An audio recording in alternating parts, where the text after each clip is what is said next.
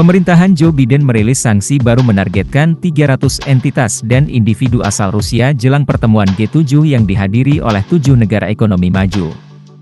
Tak hanya entitas dari Cina, sanksi baru tersebut ditujukan untuk lembaga-lembaga keuangan asing seperti Kirgistan dan Turki yang dicurigai membantu perdagangan Moskow agar terhindar dari sanksi Barat. Mengutip dari CNN International, Departemen Keuangan juga telah mendefinisikan ulang pangkalan industri militer Rusia untuk memasukkan semua orang yang dikenai sanksi berdasarkan perintah eksekutif termasuk Sberbank dan VTB. Tindakan hari ini menyerang jalan mereka yang tersisa untuk bahan-bahan dan peralatan internasional, termasuk ketergantungan mereka pada pasokan penting dari negara ketiga, kata Menteri Keuangan AS, Janet Yellen. Sanksi AS tak mempan hajar Rusia. Sejak Rusia menginvasi Ukraina, Barat dan AS mulai berbondong-bondong menjatuhkan sanksi untuk memukul perekonomian negara beruang putih itu. Tercatat sejak tahun 2022, tepatnya setelah Rusia intens menyerang Ukraina, Washington dilaporkan telah memberikan sanksi kepada lebih dari 4.000 individu dan perusahaan Rusia.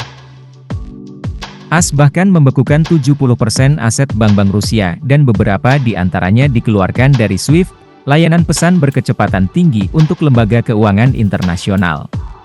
Kendati mendapat banyak sanksi dari Barat dan AS, namun perekonomian Rusia hingga kuartal pertama 2024 dilaporkan tumbuh pesat.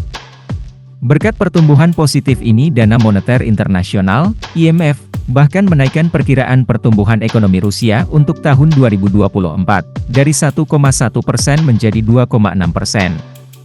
Berbanding terbalik dengan Rusia, sanksi yang dijatuhkan Barat ke Rusia justru membuat negara-negara Eropa menderita akibat melonjaknya harga energi.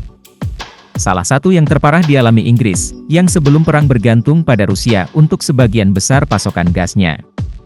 Rusia balas AS merespon sanksi baru yang diterapkan pemerintah AS, Bursa Moskow memutuskan untuk menghentikan perdagangan dalam dolar Amerika Serikat, AS, dan Euro, Rabu, 12 Juni 2024.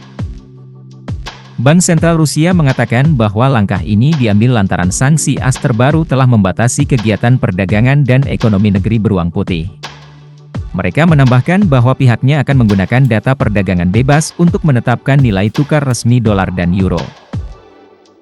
Meski adanya penghentian ini, Bank Sentral Rusia menegaskan bahwa simpanan warga di bank berbentuk dolar dan euro akan tetap aman. Kegiatan tukar-menukar melalui bank juga tetap diizinkan. Karena penerapan tindakan pembatasan oleh AS terhadap Moscow Exchange Group, perdagangan bursa dan penyelesaian instrumen yang dapat diserahkan dalam dolar AS dan euro ditangguhkan, kata bank sentral itu dikutip Reuters.